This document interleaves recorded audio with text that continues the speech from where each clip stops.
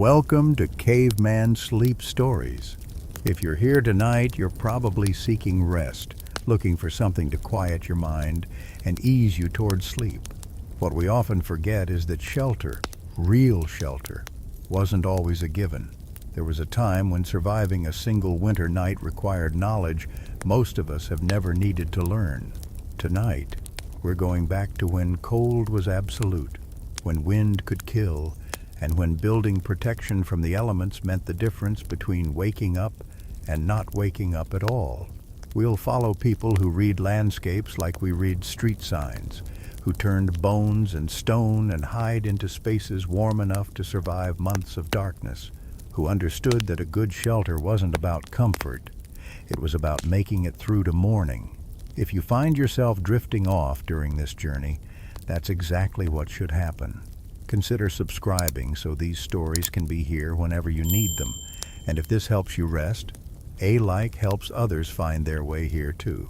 Now, settle in. Let the cold stay outside where it belongs. We're going back to a time when knowing how to build shelter was knowing how to stay alive. The wind moves across open ground.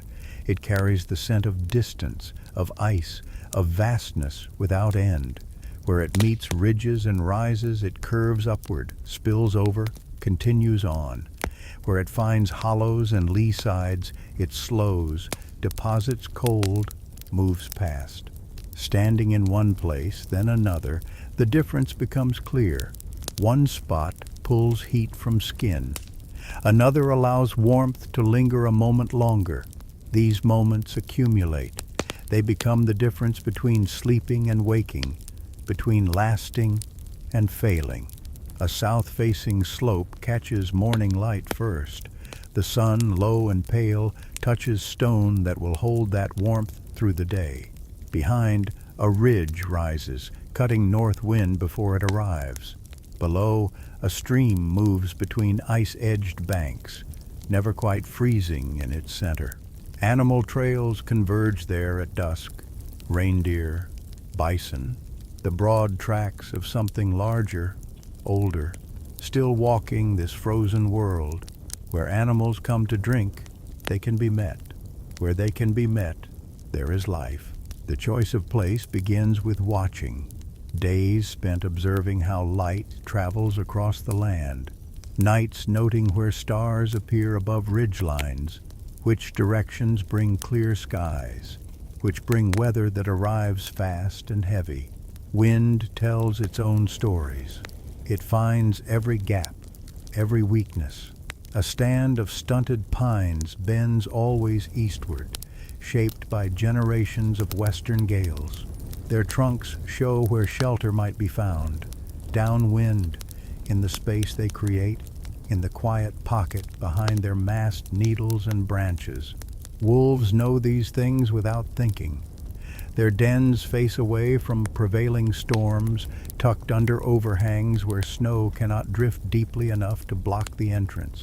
They choose rock over earth when they can, places where the ground beneath stays dry, where water cannot pool and freeze and turn sleeping spaces into chambers of cold. Following wolf tracks toward their den, stopping short, watching from a distance, this teaches. Bears know different lessons. They seek deep caves, spaces far from light, where temperature stays constant through winter's worst. But bears sleep alone and deeper. People need to wake, to tend fire, to move and eat, and remain present through the months of darkness. A good place reveals itself slowly. The first morning, frost covers everything equally. The second morning, one patch of ground shows bare stone, while others remain white. This is the place. Sun reaches it first, stays longest. The stone beneath holds heat that radiates back through the night. Not much, but some. Enough to matter. Water within walking distance, but not so close that its cold breath reaches the sleeping space. High enough that meltwater, when it comes, will drain away rather than pool. Low enough that wind loses its worst edge before arriving. trees nearby, living or fallen, offering fuel and structure. Stone that can be moved, stacked, shaped. Earth that can be opened, dug, formed into protection. The back should always press against something solid. A cliff face, a boulder too large to move, the rising ground of a hillside. This is the first principle. Wind cannot come from every direction when one direction is stone. Heat cannot escape in all ways when one way is blocked. And there is something else, something felt rather than reasoned. The comfort of having something permanent behind, something that was here long before and will remain long after, something that simply stands and does not yield. Testing the ground means walking its surface in different weathers. Rain shows where water gathers, where drainage fails, where puddles form that will become ice in winter. Wind from different directions reveals which spots stay protected, which receive the full force of storms. Snow, when it falls, drifts in patterns that repeat, deep in some places, scoured bare in others. The bare spots are not always best. Sometimes they mean wind so constant, so powerful, that nothing can rest there. Sometimes the drifted places are better, snow itself becoming insulation, protection, a material to work with rather than fight against. The view matters too, though not for beauty. What can be seen from the shelter site tells what can be known without leaving. A long view downslope shows approaching animals, approaching weather, approaching danger. A sheltered view, blocked by terrain, offers protection but removes warning. The balance depends on what threats exist, what opportunities matter most. In some places, seeing far is survival. In others, being hidden is everything. The land itself suggests which matters more. Open tundra demands long sight. Forested valleys offer concealment. Rocky highlands provide both in different directions from the same spot. Water sources require careful consideration. Too far in winter travel to fetch it becomes dangerous, exhausting, sometimes impossible during worst storms. Too close, and the moisture itself becomes enemy. Fog that never lifts, dampness that penetrates everything, cold that intensifies near running water even when air temperature moderates. The sound of water, pleasant in other seasons, becomes maddening through long winter nights, a reminder of cold, of distance from warmth, of the constant work required to melt snow for drinking when liquid water flows just out of reach, but might as well be miles away. Some spots feel right immediately. The rightness comes from multiple small factors aligning: sun angle, wind protection, water proximity, material availability, good drainage, solid backing, clear approaches. Other spots seem right, but reveal problems slowly. A sheltered hollow that becomes a cold sink where frost settles thickest. A sunny exposure that receives brutal afternoon wind. A convenient cave that funnels every storm directly into its opening. Learning to read these subtleties takes seasons, years, lifetimes. Each mistake teaches. Each success reinforces. The knowledge accumulates in ways that become instinct, standing in a new place and knowing, without conscious analysis, whether it will work or fail. The landscape changes through seasons in ways that matter for shelter placement. A summer stream might vanish in winter, its bed buried under snow, its water frozen solid beneath. A winter refuge might flood in spring, meltwater transforming dry ground into bog. The ideal spot serves across seasons, or its seasonal limitations are understood and planned for. A winter shelter that must be abandoned in spring is acceptable if better locations exist for other seasons. A year-round site is rare, precious, often occupied generation after generation, until the traces of human presence mark the landscape itself. Fire-cracked stones, worked bone fragments, the permanently altered drainage around long-used campsites. Animal behavior provides constant information about place. Where do ptarmigan dig for seeds under snow? Those spots have shallow snow depth, wind exposure that keeps accumulation low. southern exposure that allows some ground to show through even in deep winter. Where do foxes hunt? Where voles tunnel beneath snow, where small life continues invisible under the white surface. Following fox tracks shows where that life concentrates, and where small animals survive, their predators also gather, creating hunting opportunities. The entire ecosystem broadcasts information to those who observe carefully, patiently, repeatedly. Birds, though scarce in deep winter, leave their own messages. Ravens frequent areas where large predators hunt, where carcasses might be found, where opportunity exists for scavenging. Their calls echo differently in different terrain, absorbed by forest, reflected by cliffs, carrying clearly across open ground. Hearing ravens from a potential shelter site indicates proximity to hunting grounds, to other predators, to the complex web of survival that offers both danger and opportunity. Silence might mean safety, or might mean absence of life, of food, of the resources that make a location viable beyond mere protection from weather. The transition from observing land to claiming a spot for shelter is not marked by ceremony or announcement.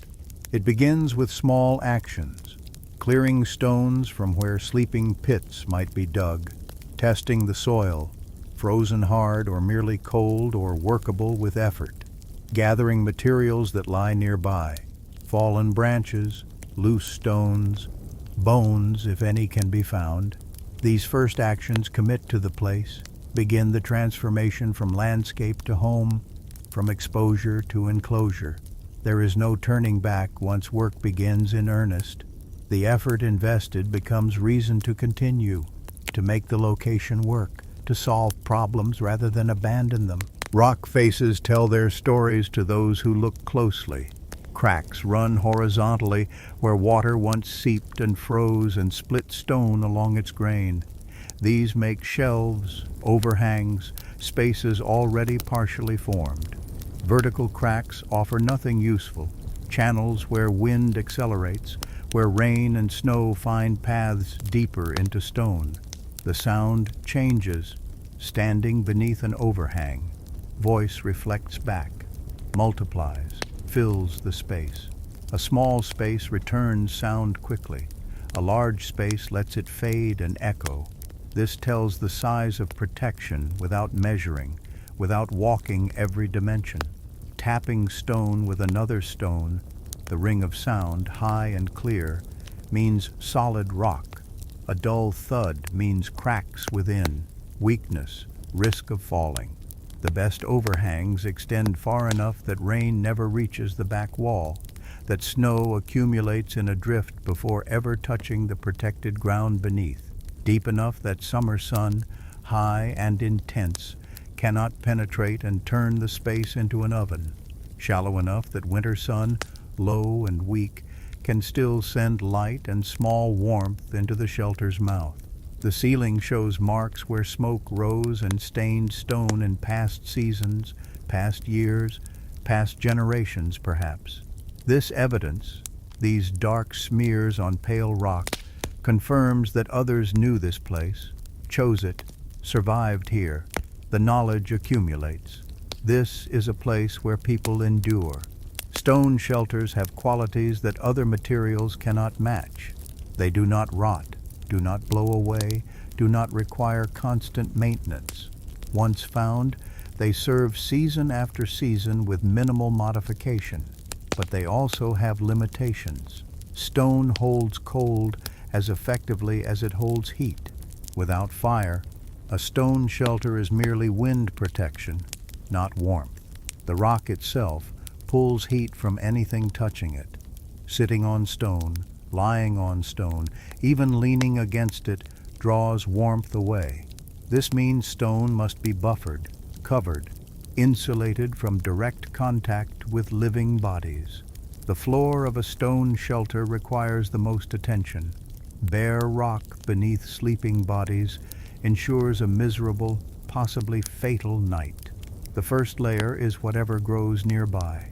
Branches, if trees exist, forming a lattice that lifts bodies above direct stone contact. Grass, gathered in armfuls, dried if possible but used green if necessary, piled thick. Moss, pulled from rocks and trees, its spongy texture providing both cushion and insulation. Then smaller branches, more grass, creating depth. Finally, hides if available, bark if not, anything that separates flesh from the heat-draining stone. The result is not comfortable by any standard beyond survival, but it allows sleep, allows rest, allows the body to maintain temperature rather than slowly losing the battle against cold. The walls of stone shelters need less modification than floors, but still benefit from attention. Wind finds every crack, every seam in the rock. Stuffing these gaps with moss, grass, mud if it can be worked, reduces drafts dramatically. The difference between a sheltered space and a sealed space is the difference between survival and comfort. Relative comfort. Always relative, but meaningful nonetheless. A person can live through many nights shivering in drafty shelter, but they exhaust themselves doing so, burn through energy reserves, weaken. A sealed shelter allows actual rest, actual recovery, the preservation of strength for other necessities. Smoke management in stone shelters is both easier and harder than in constructed shelters. Easier because natural venting often exists. Cracks in the ceiling that draw smoke upward, openings high on the back wall where hot air escapes. Harder because these natural vents cannot be adjusted, cannot be opened wider in still air, or closed partially during wind. Learning how smoke behaves in a particular shelter takes observation through different conditions. Where does it pool when wind comes from the north? From the south? In still air? Positioning the fire to work with the shelter's natural draft makes the difference between a livable space and one filled with choking haze. The depth of an overhang determines much about how it functions. A shallow overhang, barely deeper than a body's length, provides wind protection, but little else. Heat from any fire escapes immediately into open air. Snow and rain angle in during storms. Such shallow spaces work for brief stops, for emergency shelter, but not for extended occupation. A deep overhang, extending back into the rock, creates a space that can be truly enclosed. The opening can be partially blocked, narrowed, controlled. Heat begins to accumulate rather than vanishing. The space becomes a room rather than merely a covered spot. Some overhangs deepen into true caves. These are rare and precious natural rooms that need minimal modification to become viable shelters. But caves have their own challenges. Complete darkness beyond fire's reach. Unknown depth. Shallow caves are visible in their entirety. Deep caves extend into blackness that might hide dangers, unstable rock, underground water, or simply waste the effort of exploration. The air in deep caves tastes different, stale, sometimes strange. Some caves breathe, air moving in and out with temperature changes, barometric pressure shifts. The cave itself inhaling and exhaling. A breathing cave stays drier, fresher, more livable. A still cave accumulates moisture, smoke, the exhalations of inhabitants, becoming progressively less pleasant. The entrance to a stone shelter often needs the most work. Natural openings are rarely ideal size or orientation. Too large and wind pours through. Heat escapes. Snow drifts inside. Too small and smoke cannot escape. Movement is restricted. The space feels like a trap rather than a haven. Modifying stone entrances is slow work. Stone does not yield easily, but strategic placement of a few large rocks can narrow an opening, redirect wind, create a baffle that blocks direct gusts while allowing passage. These rocks, once positioned, serve for years. They become permanent features, landmarks, evidence that people knew this place, modified it, made it better. Building with stone means understanding weight and balance. A stone placed poorly falls, might injure someone, certainly wastes effort. A stone placed well stays where it is put, supports other stones above it, contributes to structure rather than threatening it. The bottom of any stone wall must be widest, most stable, each successive layer slightly narrower, slightly lighter if possible, the weight distributing downward, the structure stable through simple physics understood through practice rather than explanation. Children learn this watching adults work, trying with small stones, discovering how balance works through trial and error, success and failure, until their hands know without their minds needing to articulate the principles. Stone walls need not be tall to be effective. A wall waist-high blocks wind that would otherwise blow directly into a shelter entrance. It creates a pocket of still air, and still air insulates better than any solid material. The space between wall and shelter becomes a transition zone, colder than inside, warmer than outside, a gradient that makes moving between extremes less shocking to the body. When snow comes, it drifts against these walls, adding to their height, their thickness, their effectiveness. By midwinter, a stone wall built in autumn might be invisible, buried under accumulated snow that itself has become the primary windbreak. The work of finding and improving stone shelter never truly ends. Each storm reveals new weaknesses, a gap where wind penetrates, a crack where water enters and freezes and expands and worsens the crack. Each season's occupation suggests small improvements, a sleeping platform here, a storage niche there, a modification to smoke flow, a better arrangement of the interior space. These improvements accumulate across years, across generations. A stone shelter used repeatedly becomes more comfortable, more efficient, more home-like, though home is perhaps too gentle a word for these stark spaces where survival is the primary achievement. But not all shelters begin with stone. Where rock does not offer itself, other materials must serve. The land provides what it provides. In places where massive animals walk, their bones remain after death.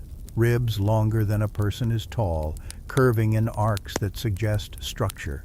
Tusks that sweep and spiral, heavy as logs, dense as stone. Skulls broad as sleeping platforms, shoulder blades that could roof a space, vertebrae that stack like stones.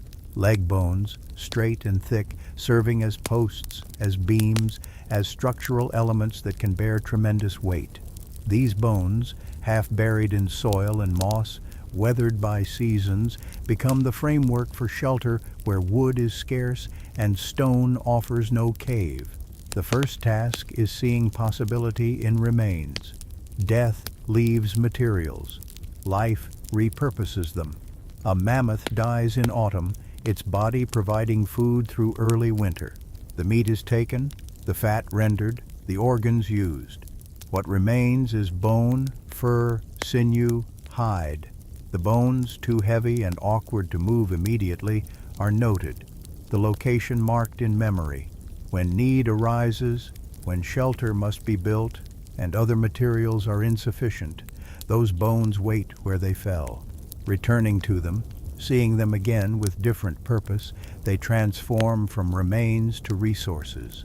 A mammoth rib, stripped clean, bleached by weather, is a thing of strange beauty. Its curve is precise, engineered by nature for purposes that no longer matter, but that curve makes it perfect for forming an arch. Two ribs, mirror images, stood upright with butts buried in earth, tips drawing together overhead, create a frame. The work is heavy. Ribs of this size weigh more than a person can easily manage alone. Two people working together can maneuver one into position.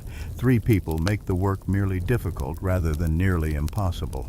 The rib must stand vertical, must be buried deeply enough that it will not topple, must lean inward at the right angle so its tip meets its partner overhead. Finding the right angle is trial and error. Too vertical and the tips do not meet. Too angled and the structure is too shallow will not create useful space. The correct angle is discovered by trying, adjusting, trying again. The earth must be broken to bury the rib butts. In summer or autumn, soil can be dug. In winter, frozen ground requires different approaches.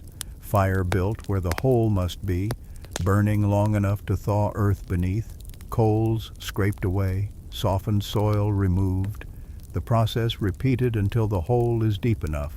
This might take hours, most of a day, but the work must be done. A rib not anchored properly will fall, perhaps when weight is added above, perhaps during the first strong wind, perhaps in the middle of night when its collapse could injure or kill. Once the primary ribs are positioned, the structure begins to suggest itself. Other bones can bridge between them. Smaller ribs, leg bones, sections of spine, all can be fitted into place, lashed with sinew, wedged with wooden splints, gradually creating a framework that resembles a huge rib cage turned inside out. The irony is lost on those doing the work. They are not thinking about the animal this was.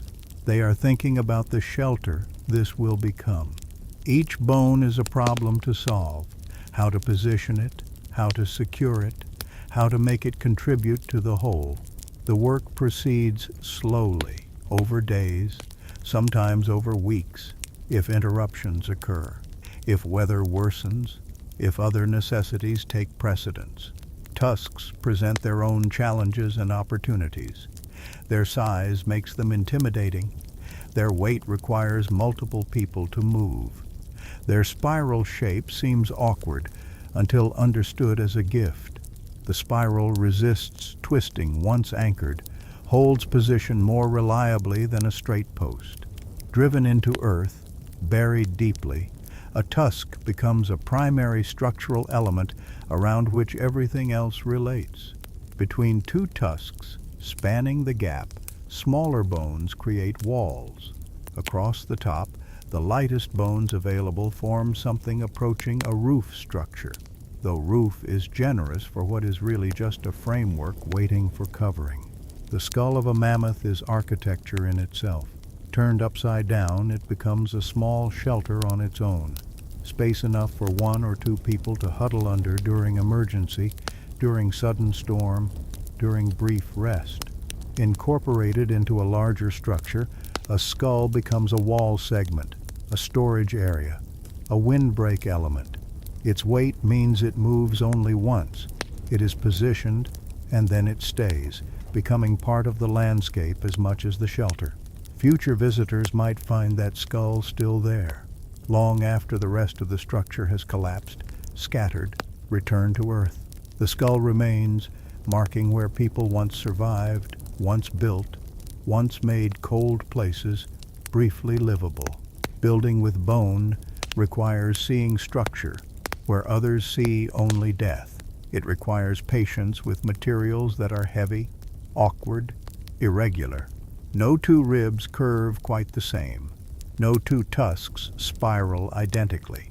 Each piece must be assessed individually, its place in the structure discovered through experimentation. But bone has advantages. It does not rot as wood rots. It does not burn as easily. It withstands wind, weight, weather. A bone structure properly built can stand for years, decades even, requiring only maintenance, only recovery of displaced elements after storms, only reinforcement of weak points that reveal themselves through use. The spaces between bones are where insulation happens. A framework alone is useless. Wind passes through every gap, heat escapes. The structure is merely sculpture, not shelter. Covering the framework transforms it. Hides, worked and prepared through labor that began when the animal died, now stretched and draped and secured over the bone structure. The hides overlap like scales, each section shedding wind and snow to the section below it, water running down the outside, never penetrating to the inside. The overlap must be generous. Too little and gaps form. Too much and the weight becomes problematic, pulling the structure down, requiring stronger framework than bones alone might provide. Reindeer hides are common covering material. Smaller than mammoth or bison hide, more manageable, easier to work. Their fur dense and effective at blocking wind. A reindeer hide stretched over framework keeps cold at bay surprisingly well. Multiple layers work better. An outer layer of coarser fur, an inner layer softer. The airspace between them adding insulation that single layer covering cannot achieve. The hides must be secured. Sinew stitches them to the framework at key points. Bone pins hold them in place. Stones weight bottom edges, keeping wind from getting underneath and billowing the walls outward like sails. Bison hides serve where their greater size is useful. A single bison hide can cover an area that would require 3 or 4 reindeer hides.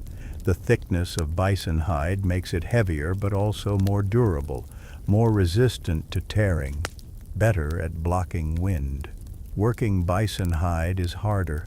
The skin is tougher, requires more scraping, more stretching, more time and effort to become flexible enough to drape over framework.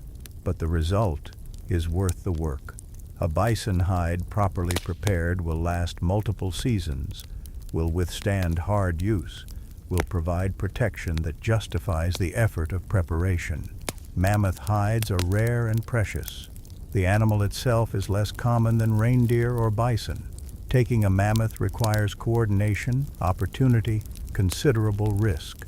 When a mammoth falls, when its hide becomes available, that hide is treasure. The size means one hide can cover an entire section of shelter. The thickness means cold cannot penetrate. The fur, long and dense, creates insulation that other hides cannot match. A mammoth hide is fought over, traded for, passed down as inheritance. Shelters covered even partially in mammoth hide are warmer, drier, more livable than those using other materials. Securing hides to bone framework is work that requires thought and care. Simply draping hides over structure leaves them vulnerable to wind, to displacement, to damage. They must be attached, but attachment points create holes, create weakness. The solution is reinforcement. Small pieces of bone or wood placed under the hide at attachment points, distributing stress, preventing tearing. Sinew passes through the hide, around the reinforcement, ties to the framework beneath. Each attachment point is potential failure, but each is also necessary.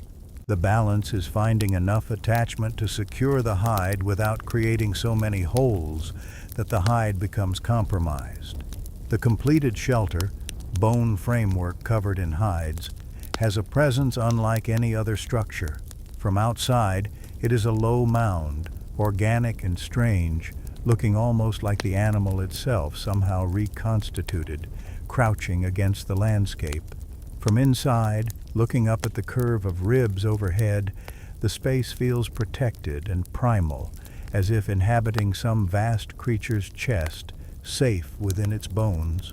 The light filters through hides, golden and soft, creating illumination that never quite feels like daylight or firelight, but something between. The sound is different too. Wind that howls outside becomes muffled, transformed into something less threatening, less immediate. Inside this covered structure, the world changes. Temperature rises not from fire yet, just from wind stopping its constant theft of heat. The difference is immediate, noticeable, profound. A person standing inside feels their body begin to relax, to unclench, to stop fighting quite so desperately against cold. This is not warmth, not yet, but it is the possibility of warmth. It is the foundation upon which survival can be built. The shelter is not complete. Floor needs work, fire needs placement, many refinements remain, but it is shelter. It is protection. It is the transformation of exposure into enclosure, of landscape into something approaching home. The floor requires attention before the shelter becomes livable. Frozen ground extends cold upward into any body lying upon it. This cold is insidious, relentless, draining. A person can be covered in furs, protected from wind, warmed by fire, yet still lose body heat steadily to frozen ground beneath them. The solution is separation, insulation, layering. The ground must be covered, buffered, transformed from enemy into something neutral at least, supportive at best. Digging is the first option where ground permits. Shallow pits carved into the shelter floor become sleeping spaces that sit below draft level, where warmth pools rather than escapes. The digging is slow work. Frozen soil resists every effort. Tools break. Hands ache. Progress is measured in inches, in the gradual deepening of depressions that will eventually hold sleeping bodies. Where ground is too frozen to dig, or where bedrock lies too close to surface, other solutions must be found. Building up rather than digging down, platforms of stacked bone, of piled stone, of layered branches, anything that lifts bodies above direct ground contact. The bottom of any sleeping space needs the most insulation. Branches form the first layer where branches exist, their irregular shapes creating air pockets, their slight flexibility providing some cushion. In treeless areas, bones serve the same purpose. Smaller bones, ribs of medium animals, leg bones split lengthwise, anything that can be arranged to create a lattice that lifts the next layers above ground level. This lattice is not comfortable. It is structural, foundational, the beginning of what will become a sleeping platform.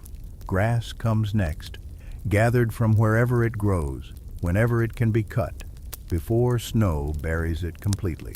Autumn grass, dried naturally or cut green and dried deliberately, bundles into armloads that pile deep in sleeping pits. The grass compresses under body weight but never completely flattens. Its stems, hollow and springy, maintain some structure, continue providing insulation even when pressed. Fresh grass works if dried grass is unavailable. The moisture is a problem, but not insurmountable. Body heat will dry the grass gradually, though the first nights on fresh grass are damper, colder, less comfortable than nights on properly dried material. Moss serves where grass does not grow, where trees host cushions of growth that can be pulled free and piled thick. Moss compresses even more than grass, but also insulates remarkably well. Its spongy texture holds countless tiny air pockets. Dry moss is light, fluffy, pleasant to lie upon. Damp moss is heavier, less effective, but still better than bare ground. Gathering moss is slow work. It must be pulled carefully to get substantial sections rather than tiny scraps. But in environments where moss grows abundantly, it becomes the primary bedding material, gathered throughout autumn, stored dry, used lavishly through winter. Above the layers of structural branches and insulating vegetation come the materials that directly contact sleeping bodies. Smaller hides, softer furs, materials chosen for texture as much as insulation. Rabbit fur, where rabbits can be caught in numbers sufficient to make gathering their pelts worthwhile. The belly fur of larger animals, softer than their back or leg fur, saved specifically for sleeping comfort. Hides worked until they are flexible, supple, pleasant against skin. These upper layers must be maintainable. They get dirty, damp from body moisture, gradually less pleasant. They must be shaken out periodically, dried when possible, replaced when they deteriorate beyond recovery. The sleeping platform becomes a project that is never quite finished. New materials are added as they become available. Worn layers are removed and replaced. The platform compresses over weeks of use, requires fluffing, supplementing, constant minor attention. But this attention is worth the effort. The difference between sleeping on a well-made platform and sleeping on bare or poorly insulated ground is the difference between waking restored and waking exhausted, cold stiffened, depleted. Sleep is not merely rest in these environments. Sleep is when the body recovers from the constant energy expenditure of maintaining temperature, moving through cold, surviving. Poor sleep leads to weakening, to decreased resistance, to vulnerability. Good sleep, or at least adequate sleep, maintains capacity, maintains strength, maintains the possibility of continuing. Some sleeping spaces develop features beyond simple platforms. A low wall of stones or bones around the pit's edge creates a windbreak even within the shelter, blocking the lowest drafts that creep across floors. A hide curtain that can be drawn across the sleeping pit creates a smaller enclosed space within the larger shelter, a pocket where body heat concentrates, where warmth becomes almost comfortable. These refinements develop over time, emerge from experience, from cold nights spent identifying exactly where problems exist, from creative solutions discovered through necessity. Children sleep closest to the fire once fire is established. Their smaller bodies lose heat more rapidly, cannot maintain temperature as effectively as adults. They need the warmest spots, the most protection, the softest bedding. Elders sleep next closest. Their bodies, worn by years of surviving in these harsh conditions, also need warmth, need comfort, where comfort can be provided. The strongest adults sleep toward the outer edges, their bodies forming a living barrier between cold and those who need protection most. This arrangement is not enforced, not discussed necessarily, but it happens naturally, generation after generation, the pattern emerging from collective experience of what works, who survives, how to maximize the group's chances. Body heat sharing is essential. Solitary sleeping in these conditions is possible, but exhausting, requires more fuel for fire, more insulation in bedding, more energy expenditure to maintain temperature through the night. Sleeping together, bodies touching, heat pooling between them, makes survival easier, more efficient, more likely. The outer edge of a group sleep feels the cold. The center stays relatively warm. People shift through the night, not consciously necessarily, but gradually rotating positions, taking turns at the cold edge, spending time in the warm center, equalizing the burden and benefit. This shifting is the sound of winter shelter nights. Rustling furs, sighs, small movements, bodies maintaining themselves without fully waking. The ground beneath the shelter, even when insulated and covered, remains a constant challenge. In the deepest cold, frost penetrates deep, and ground that seemed merely frozen becomes iron hard, radiating cold that battles every effort at insulation. On slightly warmer days, rare and precious, the surface layer of ground might soften minutely, and moisture from bodies, from breath, from melted snow, seeps down and refreezes, creating ice lenses that make the ground even colder, even harder. Managing ground conditions is perpetual work, adding material where settling has occurred, rotating sleeping positions to prevent any spot from becoming too compressed, too cold, too miserable. In some locations, the ground itself can be shaped to aid warmth, a gentle depression, just deep enough to hold bodies below the plane of the floor, creates a cold trap where the coldest air settles, while warmer air rises to where torsos and heads rest. This requires only a few inches of difference in elevation, but those few inches matter. Observing how cold air behaves, how it flows like slow water, seeking the lowest point, allows shaping the ground to work with physics rather than against it. The wisdom is not scientific in any formal sense, but it is accurate, proven through generations of experience, refined through attention to what actually works versus what seems like it should work. Some shelters incorporate multiple sleeping levels, a slightly raised platform for adults, a lower level for children closer to fire, an even lower level for storage where cold is actually beneficial, where frozen meat stays frozen, where supplies remain preserved by the very cold that threatens life.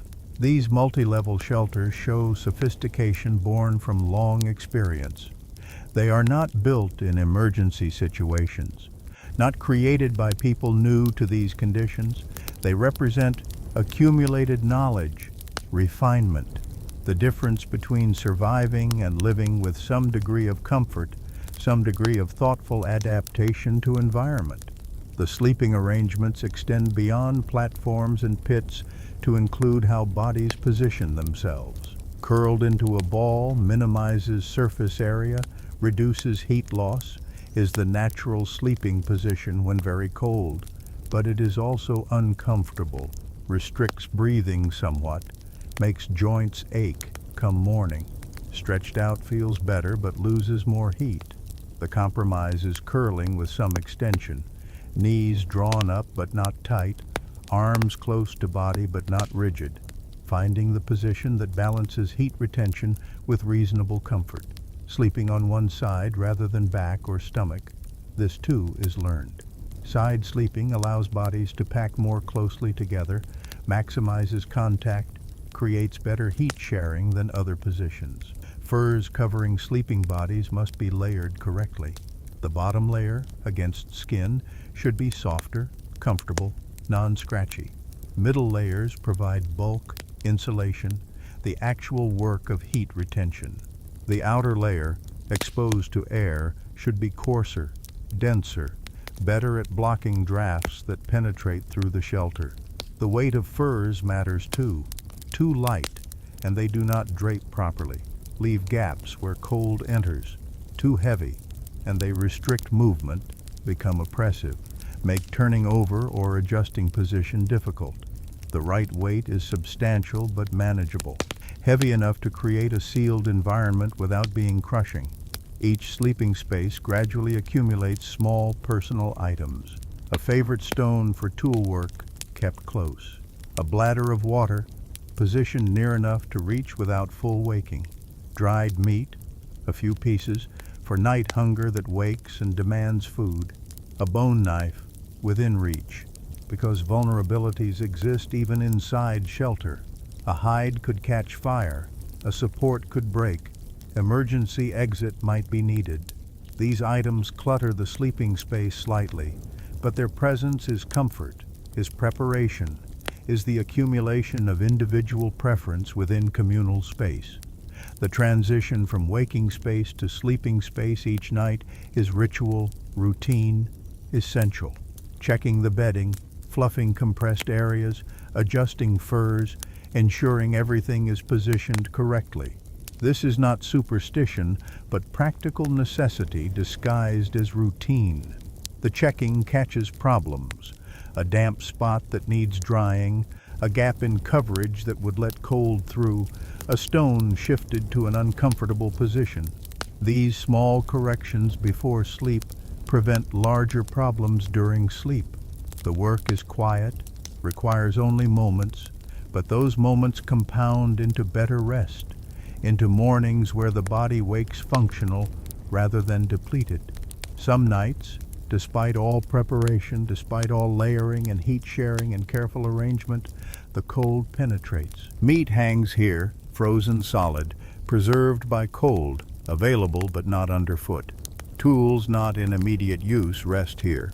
Extra bone points, hide scrapers, cordage, materials waiting for need to call them into service. This intermediate zone becomes the shelter's margins, neither inside nor out, serving functions that require some protection, but not full shelter. The walls of the shelter proper, whether hide-covered bone framework or natural stone overhang enhanced with stacking, receive constant attention through the winter. Hides loosen as they dry, require retightening. Sinew bindings stretch or snap, need replacement. Ice forms where breath meets cold surface, must be chipped away or accepted as additional insulation depending on where it forms. Each morning begins with a circuit of the walls, checking for problems that developed overnight, for damage from wind or weight of accumulated snow, for any weakness that could worsen if not addressed immediately. Wind finds every imperfection. A gap barely visible becomes a whistling draft when wind blows from certain directions. The whistling itself is not just annoying, it indicates heat loss, cold ingress, a problem requiring solution. Stuffing the gap with whatever material is available, grass, moss, fur scraps, even just wadded hide, stops the whistle, stops the draft, preserves heat. These small repairs accumulate through winter, each one minor. Together they make the difference between a shelter that maintains warmth and one that bleeds heat constantly. Snow accumulation on the roof or walls is both blessing and burden. A layer of snow provides excellent insulation, keeping heat inside, cold outside. But too much weight can damage structure, bend framework, tear hides, cause partial or complete collapse. The balance is maintaining beneficial snow while preventing destructive accumulation. This means climbing onto the shelter after heavy snowfalls, clearing the peaks where weight concentrates, leaving snow on the slopes where it insulates without threatening. The work is careful, balanced literally and figuratively, standing on hide-covered framework, distributing weight, removing snow without tearing the walls, maintaining shelter integrity while improving its function. Some shelters develop entrance tunnels extending from the main structure out through the windbreak and beyond. These tunnels, built of snow blocks or stacked stones or both, create long passages between outside air and interior space. Passing through such a tunnel means moving through multiple temperature zones. Bitter cold outside, very cold in the outer tunnel, cold in the middle section, merely cool near the entrance, and finally relative warmth inside. The tunnel becomes a buffer, a place where temperature transitions gradually, where the body can adjust rather than being shocked by sudden change. The tunnel also serves as storage space, as workspace for tasks that need cool temperatures but not absolute cold. Hides being processed stay here, where they remain frozen enough to scrape cleanly, but not so frozen they become brittle. Water containers rest here, where they stay cold enough to preserve, but not so cold they freeze solid.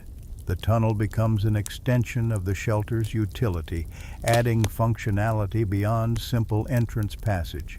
Entrance design includes consideration of how people move through the space. A straight tunnel allows wind to blow directly through when both ends are open. A tunnel that curves or angles blocks direct wind while still permitting passage. Some entrances have multiple turns, creating a maze-like passage that completely prevents direct airflow from outside to inside. These complex entrances are more difficult to navigate, especially in darkness or when carrying loads, but they are dramatically more effective at preserving interior heat. The final threshold, where entrance tunnel meets main living space, is sealed with hide curtains that have become stiff with ice by midwinter. The ice forms from breath, from body moisture, from the temperature differential between warm interior and cold passage. This ice actually improves the seal, fills gaps, creates an airtight barrier. The curtain must be pushed aside with force to enter, scraping against ice, breaking free from where condensation has frozen it in place.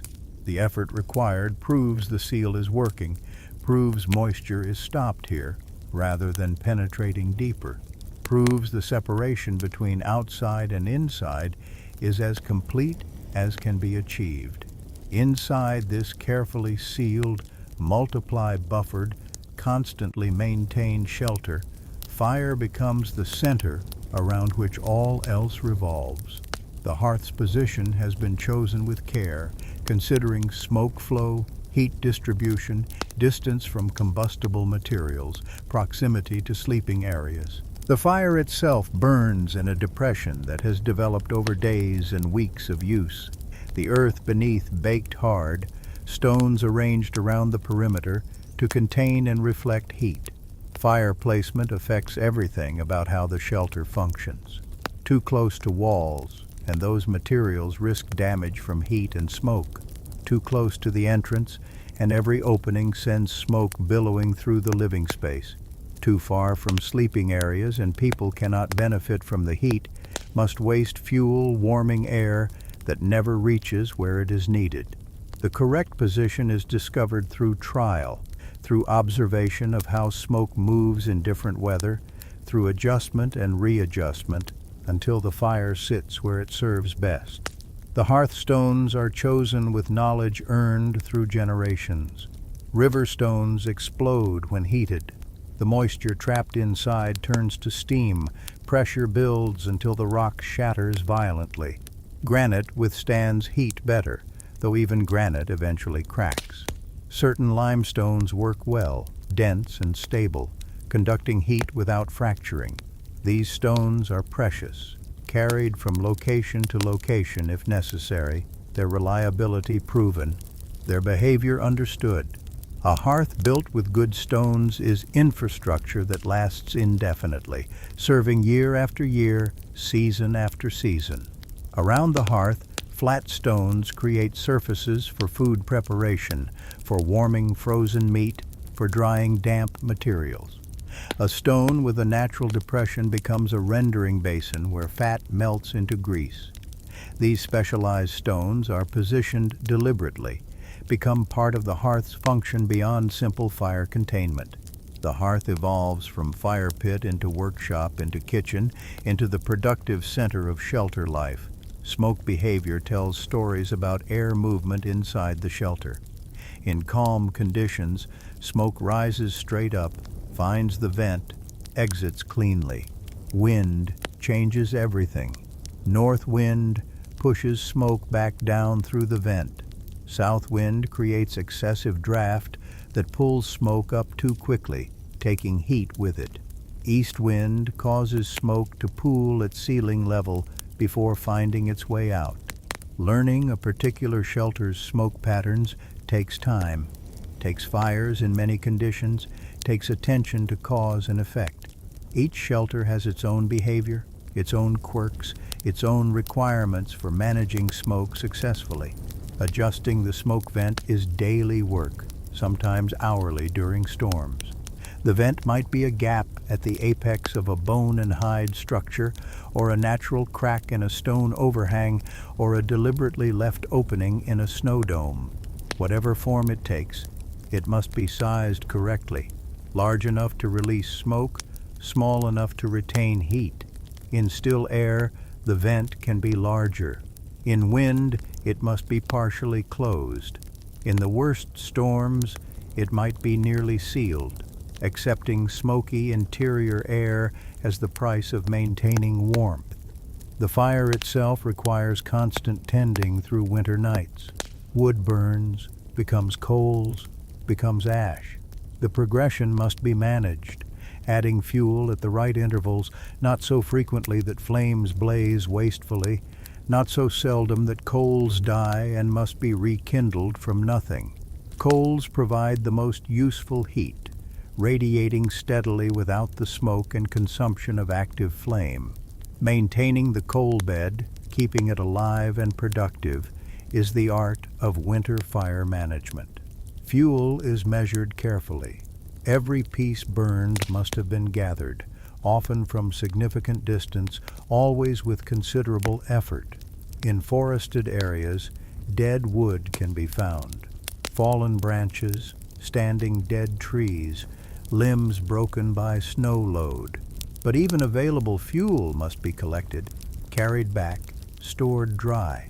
In treeless areas, fuel might be bone with fat, dried dung, anything combustible. These alternative fuels burn differently, smell differently, require different management, but they burn, they provide heat, They make shelter livable. Bone fuel is strange but effective. Large bones, especially mammoth leg bones and ribs, burn slowly when combined with fat. The marrow cavity can be filled with fat, or fat can be added as the bone smolders. The result is intense heat that lasts hours, longer than any wood fire would. The smell is distinctive, not pleasant exactly, but not intolerable, and the warmth it provides outweighs any sensory discomfort. Bone ash is fine and light, drifts in heat currents, settles on everything, becomes part of shelter life, evidence of what must be done to survive. Dung, when available, is gathered throughout warmer seasons. Bison, horse, mammoth, their dried droppings become fuel stores. Children learn early to recognize which dung is dry enough to store, which needs more time, how to break apart large deposits into manageable pieces. The work is not glamorous, but it is essential, and there is no embarrassment in it. Survival requires using what is available. Dung burns adequately, produces real heat, gets people through nights when wood is unavailable. Fat lamps supplement the hearth when additional light is needed. A stone with natural depression filled with rendered fat, a wick of twisted moss or grass, fire transferred from the hearth creates small, steady light. These lamps are positioned where work happens, extending the useful space beyond what hearth light alone illuminates. The lamps consume fat that might otherwise be eaten, so their use is reserved for tasks that genuinely require light. Tool making, hide working, any detailed work benefits from directed light that lamps provide. The hearth becomes gathering place as work fills the long dark hours. Around the fire, within its circle of warmth and light, life continues despite winter's grip outside. Tool making occupies many hours, stone blades being sharpened, bone being shaped, cordage being twisted from sinew and plant fibers. The work is meditative, repetitive, productive. Hands stay busy, skills stay sharp. Needed items are created or maintained or repaired. Stone tool making is percussion and patience.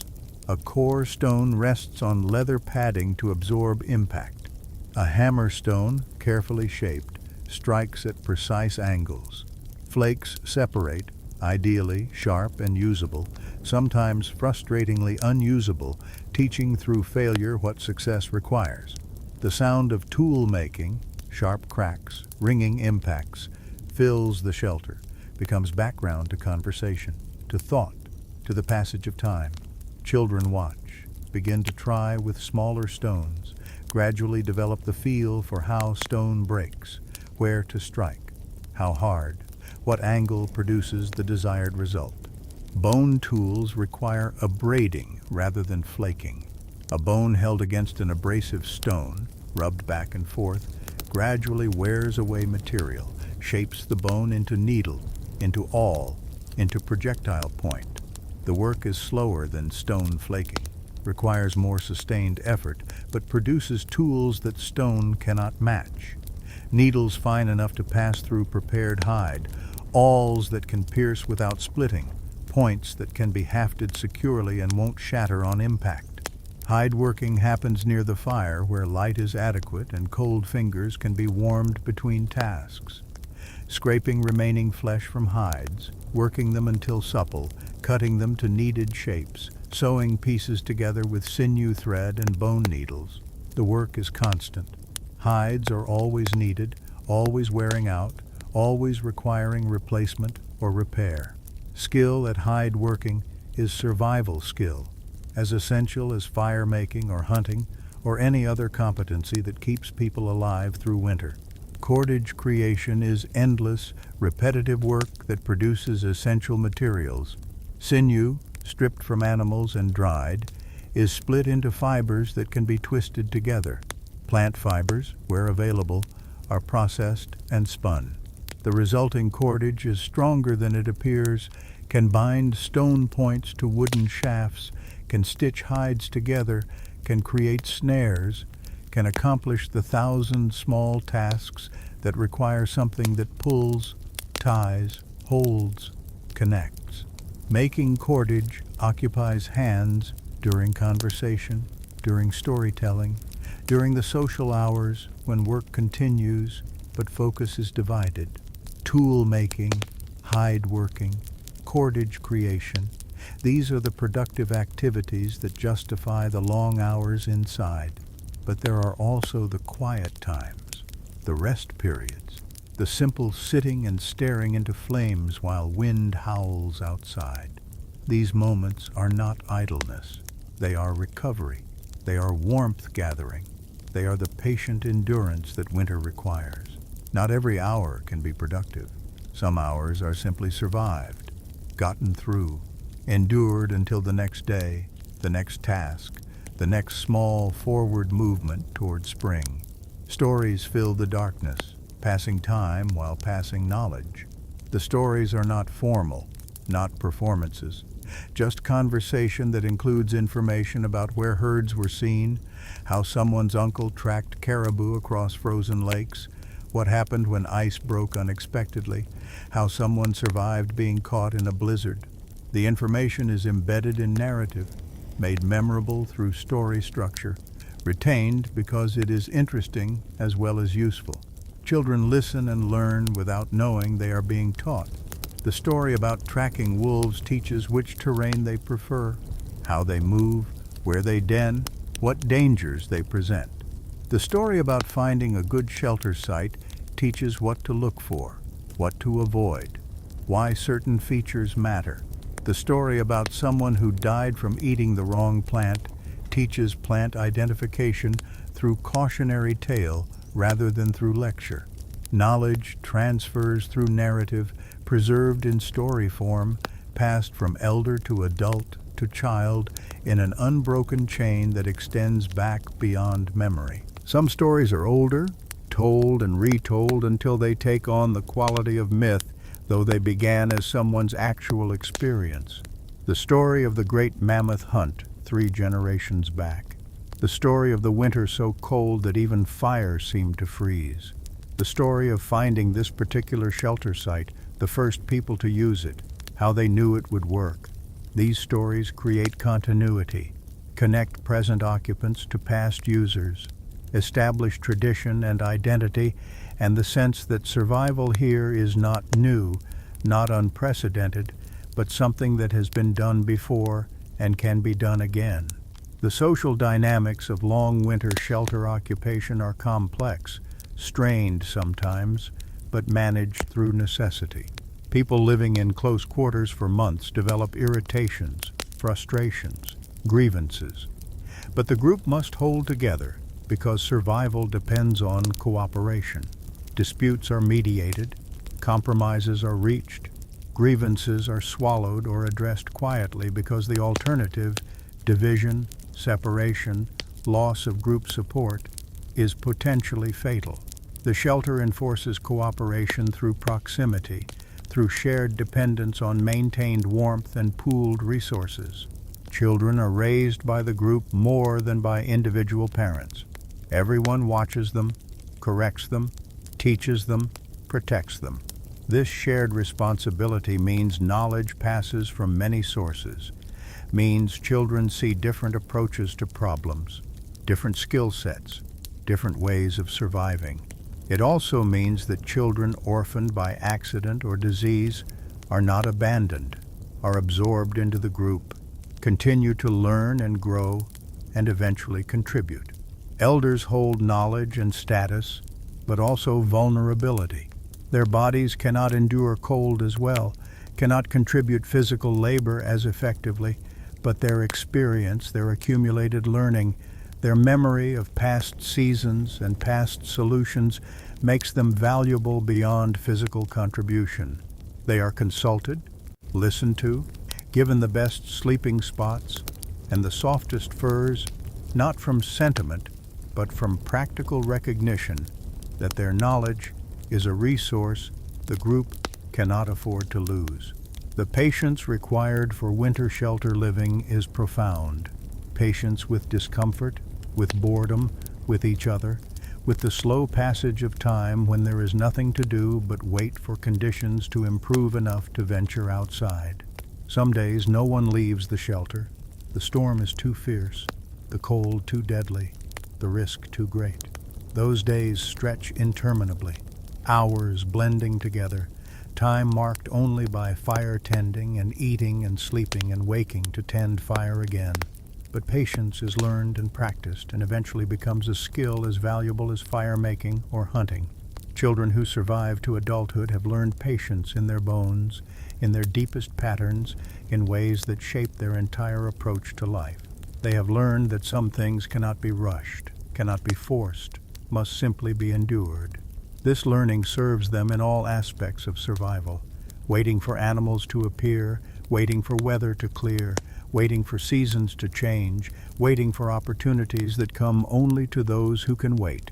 The shelter itself becomes teacher, becomes crucible, becomes the place where survival skills are not just taught but absorbed, internalized, made automatic.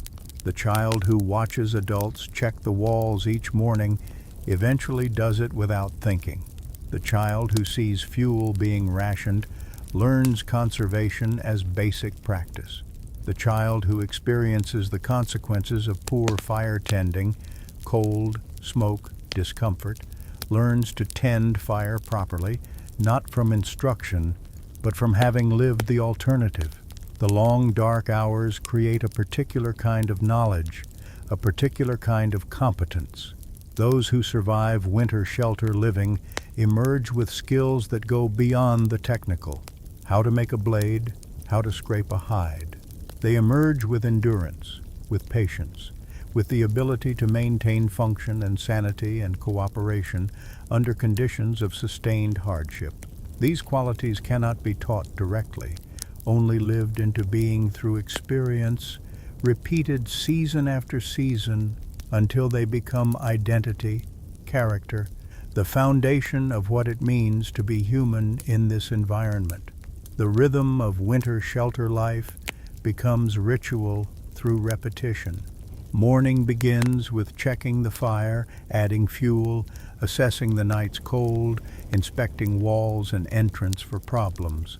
Mid-morning brings first meal, often just scraps of frozen meat warmed near the fire, fat chewed for its calories more than any pleasure. Midday is work time, tool making, hide processing, repairs, preparations. Afternoon transitions to evening, second meal if supplies permit, more work, or sometimes just sitting, resting, talking quietly. Night comes early in winter, brings fire tending through darkness, sleeping in shifts, so fire never dies, waking to cold fingers and toes despite all furs and all precautions, tending fire again, sleeping again, the cycle continuing until morning light seeps through the entrance and another day begins. This rhythm varies little through the deep winter weeks.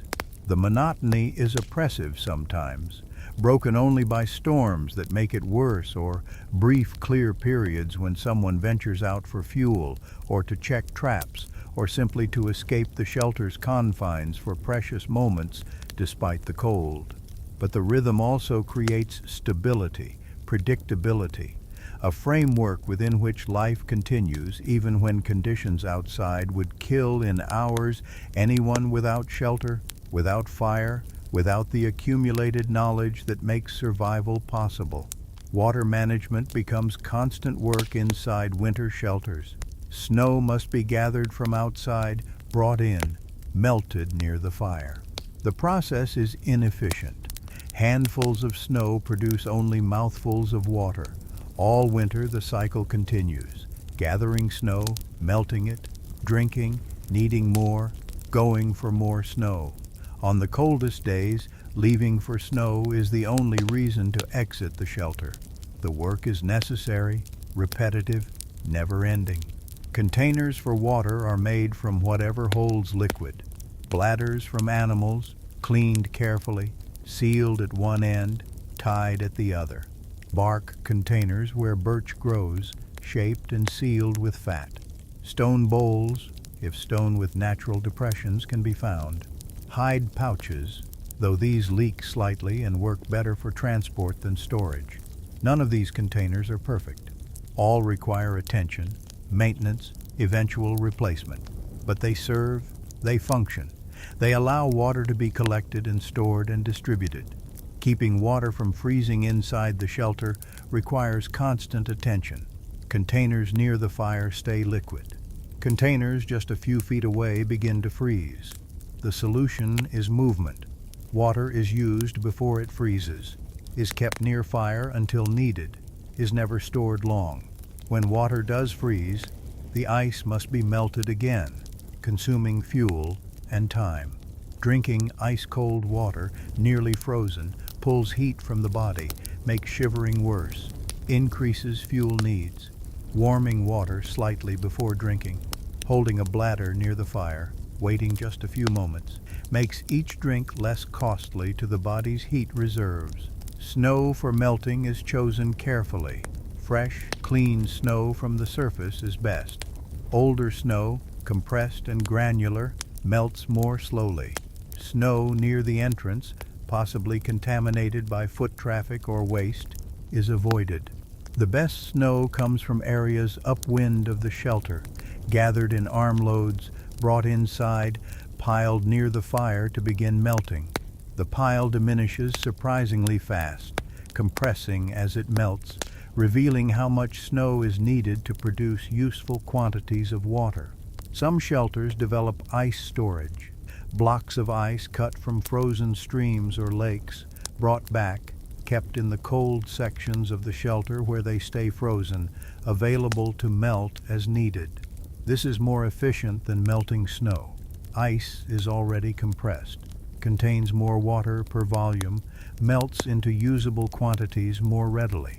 But cutting and transporting ice is heavy work, requires tools that can break through thick ice, requires travel to where ice of adequate quality exists. The trade-off between effort and efficiency must be calculated, changes with conditions, depends on how desperate water needs are versus how available clean snow is. Moisture management extends beyond drinking water. Breath creates moisture continuously, unavoidably. In the cold interior of the shelter, this breath moisture condenses on the coldest surfaces, walls, ceiling, any area where interior warmth meets exterior cold. Ice forms, builds up, changes the shelter's characteristics. Sometimes the ice improves insulation, fills gaps, creates better seals. Sometimes it becomes problematic, dripping when fire heats the shelter, accumulating weight that stresses structure, blocking vents. Managing interior ice becomes another ongoing task, chipping it away here, encouraging it there, working with the physics of moisture and temperature to maintain livable conditions. Condensation freezes on sleeping furs, on any surface that touches cold air, while holding body warmth. Morning often reveals furs stiff with ice, requiring thawing near the fire before they become flexible again. This cycle of freezing and thawing gradually degrades materials, makes hides crack and fail, requires constant replacement and repair. The moisture cannot be prevented. Breathing, sweating, the basic metabolic processes of living bodies, so it must be managed, accommodated, dealt with as one more ongoing challenge of winter shelter existence. Water discipline is essential. Drinking enough to maintain function without wasting fuel on excessive melting. Rationing when fuel is scarce or weather prevents gathering more snow. Understanding that thirst is constant companion through winter, that some level of dehydration is normal, is part of surviving, is another discomfort to endure alongside cold and confinement and all the other hardships. But severe dehydration kills, makes cold more dangerous, impairs judgment and physical function. The balance must be maintained even when maintaining it requires effort that already exhausted people would rather not make. Some groups develop systems for water collection that extend beyond simple snow gathering. If the shelter has any warmth differential strong enough to create actual dripping, Containers can be positioned to catch the water.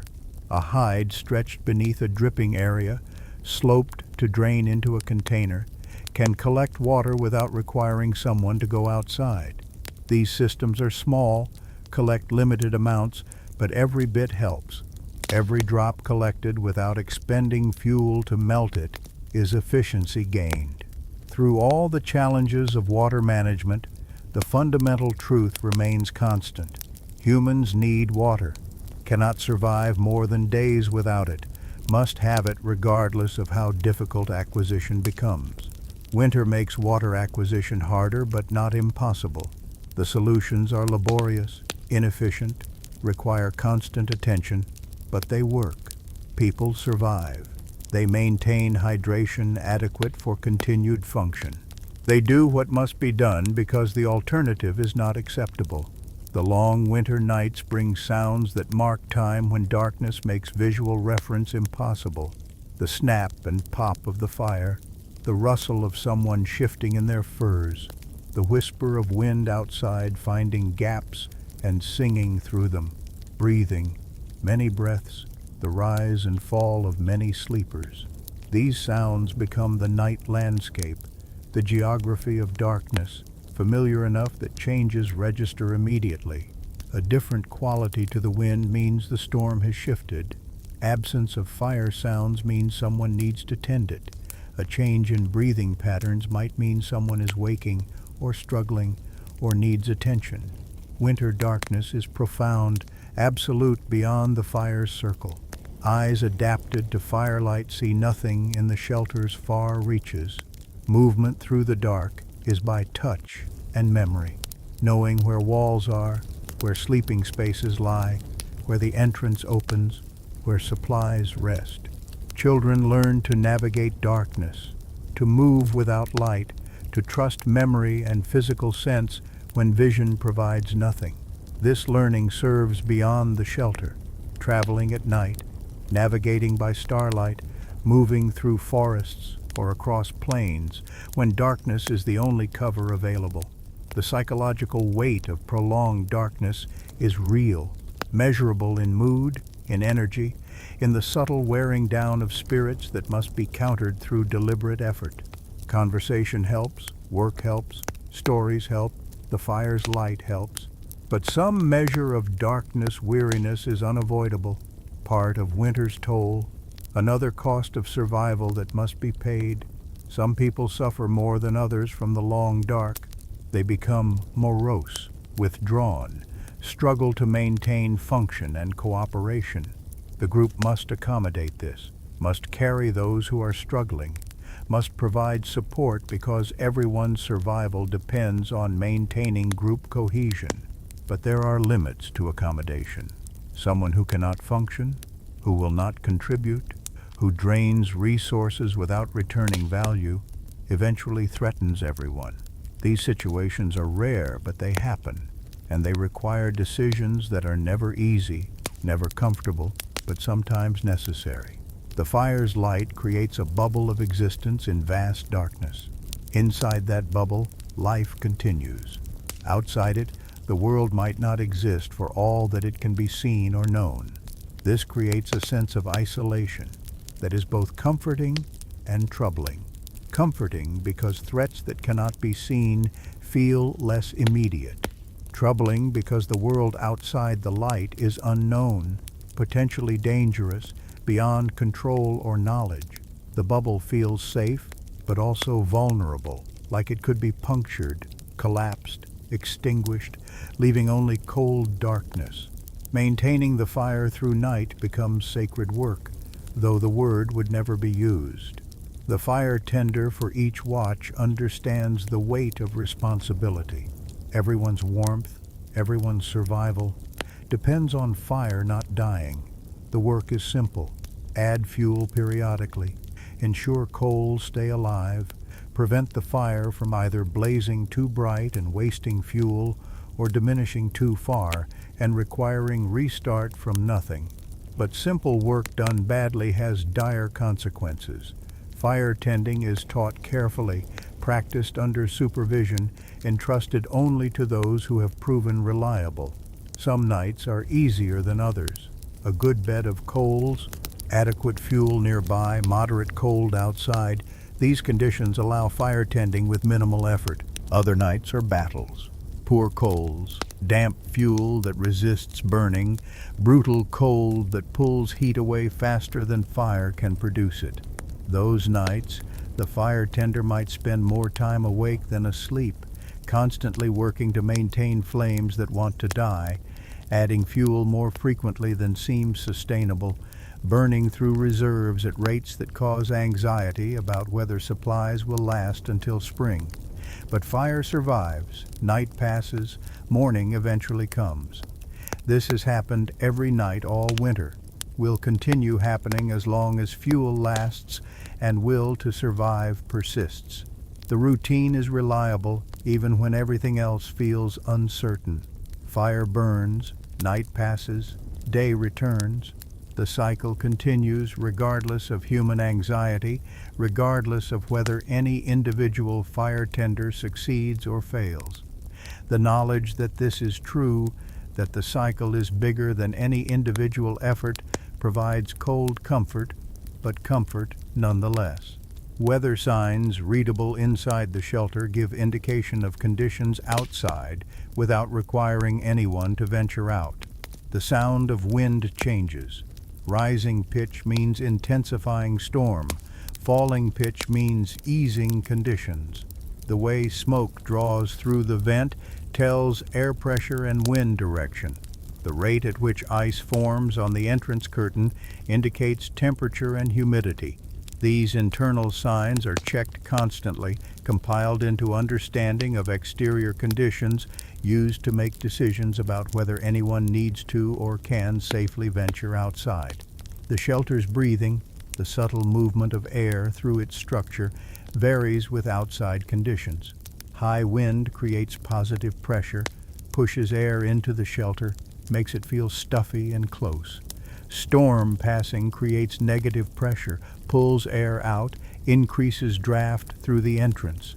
Very cold, still air creates dense, heavy atmosphere inside that resists movement. Learning to read these variations, to understand what they indicate about exterior conditions, becomes second nature to those who spend enough winters in shelters. Temperature inside varies dramatically from floor to ceiling, from near fire to near entrance, from deep night to midday. The warmest air rises, pools at the ceiling, where no one can benefit from it, except as general ambient heat. The coldest air sinks, collects at floor level, makes feet and legs the parts of body that suffer most.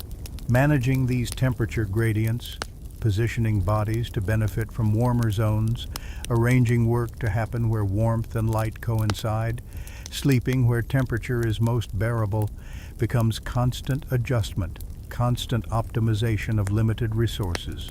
Measuring time without sun is difficult but necessary. Internal body rhythms provide rough guidance. Hunger, tiredness, the need to urinate, these mark approximate hours even in darkness. The fire provides another measure. How much fuel has burned indicates roughly how much time has passed. Memory of routine helps.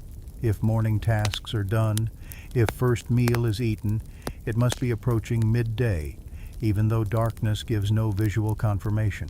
Time becomes less precise through winter, more approximate, measured in sleep cycles and hunger rather than hours and minutes. This imprecision feels strange at first, becomes normal, eventually seems like the truer way to measure days than the rigid structures of timekeeping that other seasons might allow. Snow as building material transforms what is possible, where wood and stone are scarce. Understanding snow's properties, how it cuts, stacks, compacts, bonds, unlocks the ability to create shelter from what might otherwise seem an enemy. Not all snow works.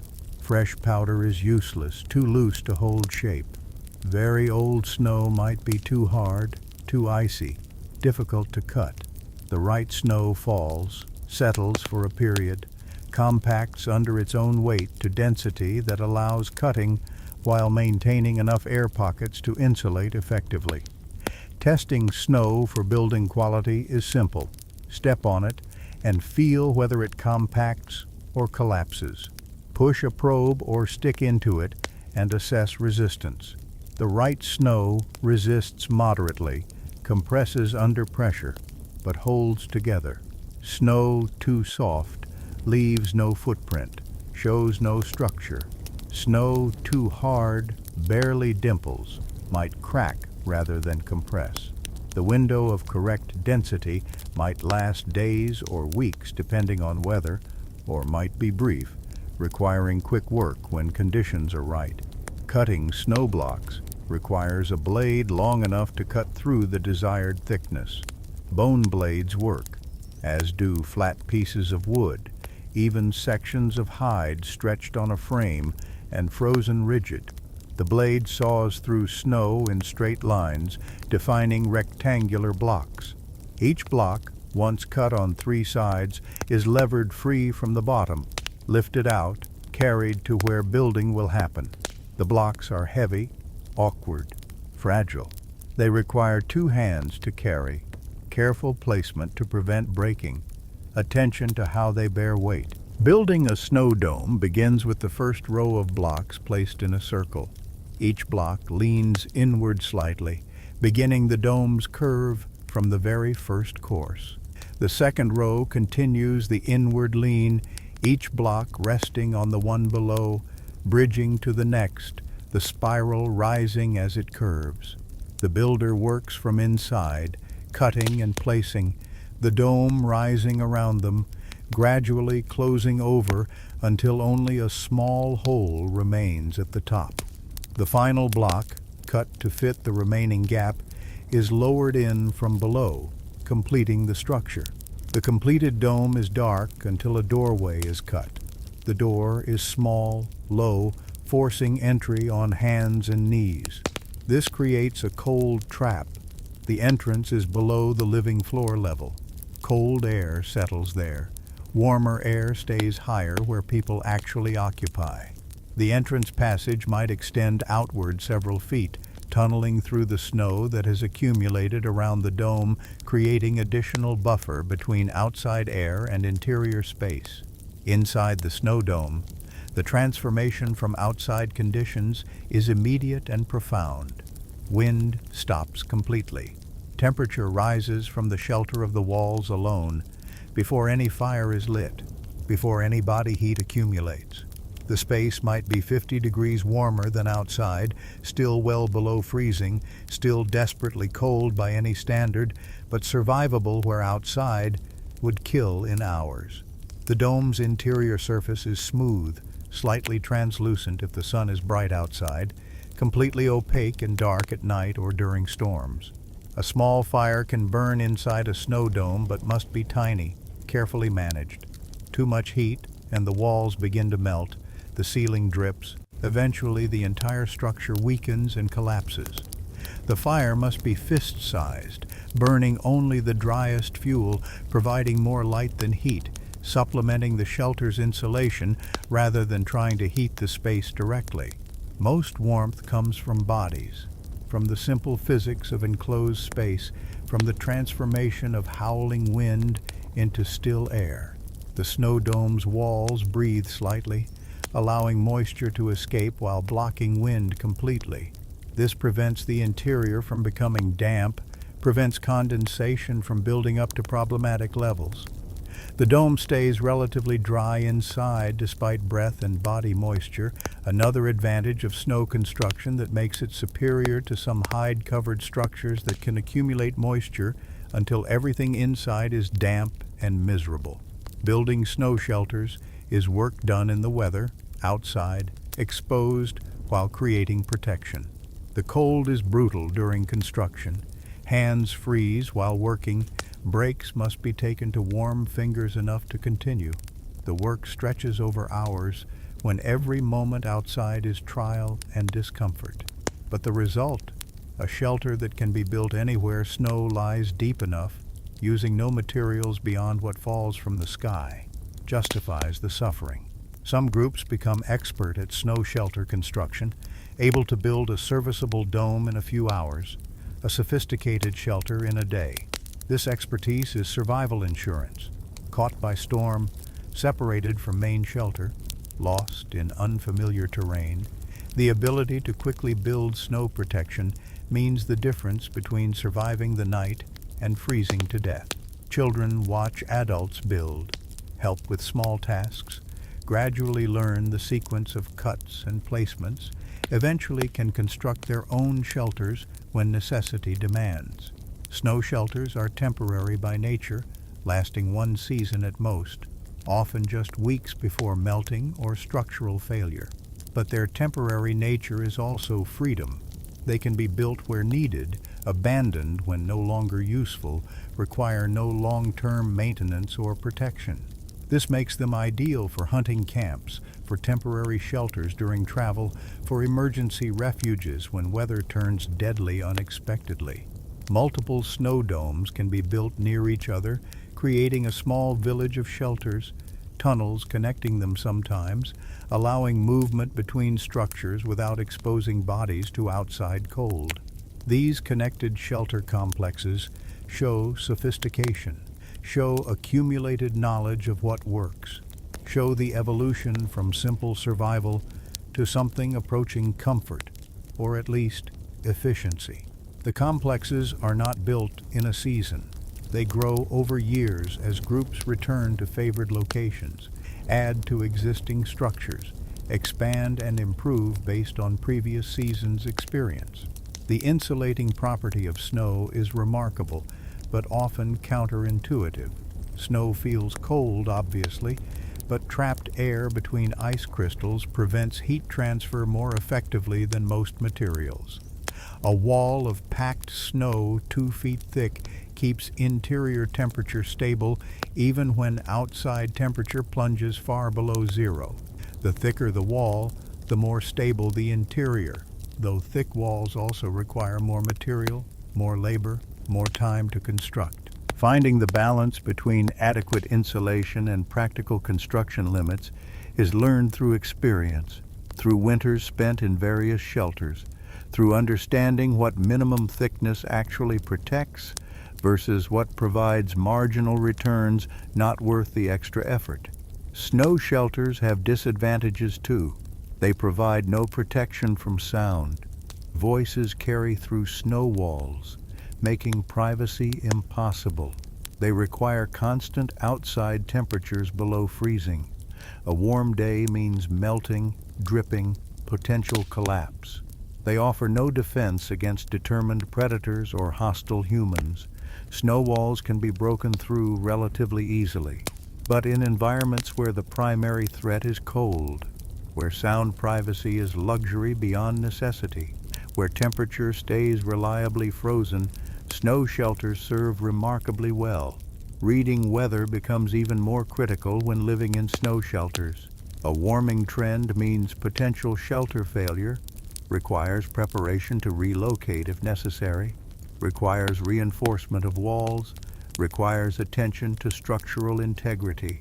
A heavy snow means added weight on the dome, requires clearing accumulated snow from the roof, requires checking for stress cracks or sagging. The shelter itself becomes a weather indicator. Changes in its structure, in how it sounds, in how it feels inside, all tell stories about conditions outside. The texture of snow changes through winter, each change affecting building quality and structural integrity. Early winter snow, newly fallen and lightly compacted, cuts easily but makes fragile blocks. Midwinter snow, compressed by weeks of accumulation and freeze-thaw cycles, provides the best building material, strong, dense, cohesive. Late winter snow, affected by warming temperatures and increased sun angle, becomes granular and weak, harder to work with, less reliable for construction. Understanding these seasonal changes, knowing when snow will serve well and when it will fail, is knowledge that keeps people alive. Some builders incorporate other materials into snow construction. A framework of branches inside the dome provides additional support, helps prevent collapse, creates anchor points for hanging storage or sleeping platforms. Blocks of ice, denser and stronger than snow blocks, can be used for critical structural points, around the entrance where traffic is constant, at the dome's apex where all weight concentrates. These hybrid constructions show innovation, show people solving problems creatively with whatever materials their environment provides. Snow construction knowledge transfers across generations through observation and practice, through children helping adults, through gradual accumulation of skill that eventually becomes expertise. The teaching is not formal, not structured as lessons, but it happens nonetheless. A child who has watched 10 shelters being built, who has helped with carrying blocks and packing gaps, who has slept in these structures and felt their warmth, will know how to build when the time comes. The knowledge lives in memory, in muscle, in the automatic understanding of what works that comes from experience. Weather signs outside determine daily life inside. Clear skies visible through the entrance mean brutally cold night ahead. Heat radiates into space unchecked, temperatures plunge to their lowest. Cloudy skies mean warmer night. Clouds reflect heat back, moderate temperature extremes. Reading sky conditions, understanding what they predict, allows preparation. A clear evening means extra fuel gathered, extra furs piled on sleeping spaces, fire tended more carefully through the night. A cloudy evening means slightly relaxed vigilance, slightly less desperate battle against cold. Wind direction tells its own story. North wind brings Arctic air, the coldest temperatures, conditions that test every aspect of shelter and survival. South wind, rare and precious, brings temporary warmth, a brief respite from winter's worst. East wind brings snow, steady and heavy, the kind that drifts and buries and makes travel impossible. West wind is variable, sometimes cold, sometimes moderate, always strong enough to require attention to structural stability. Learning to read wind, to know what each direction brings, to prepare accordingly, is fundamental survival knowledge. Animal behavior provides advance warning of weather changes. Birds disappear hours before storms arrive, somehow sensing approaching conditions, seeking shelter before any human-readable signs appear.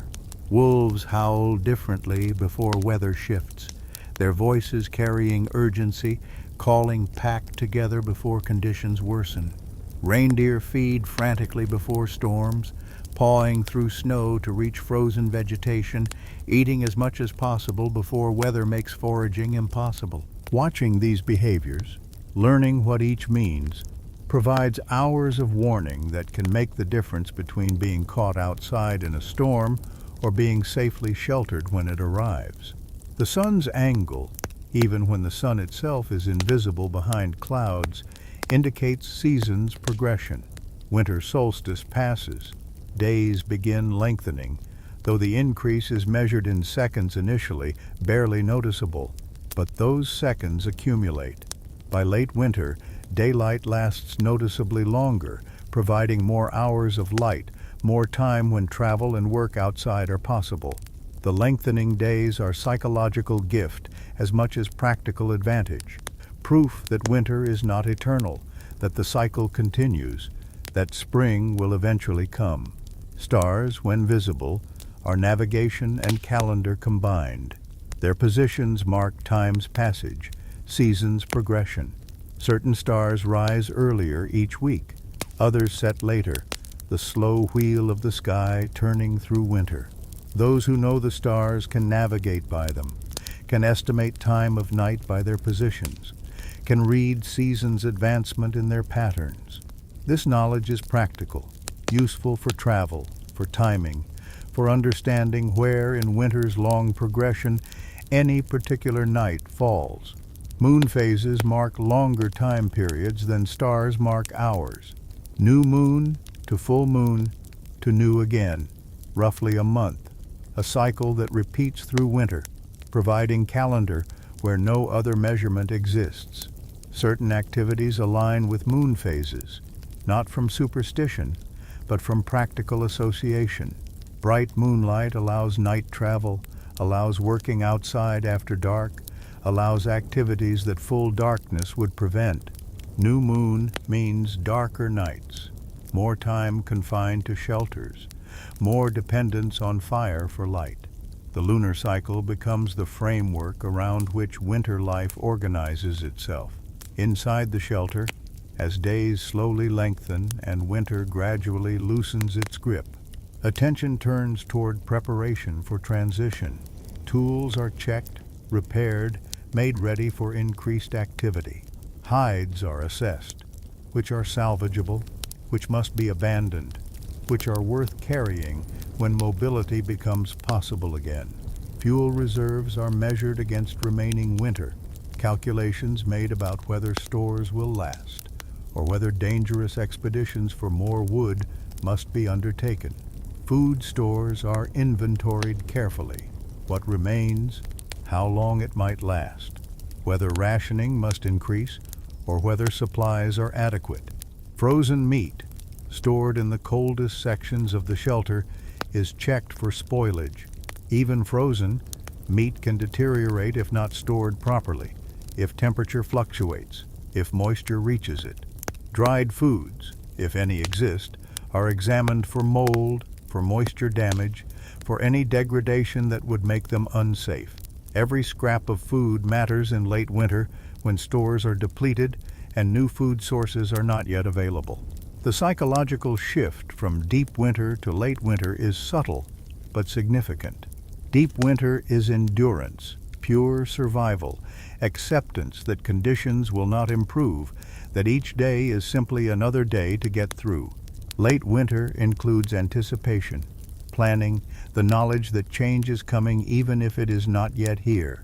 This shift affects mood, affects energy, affects how people relate to each other and to the daily work of survival.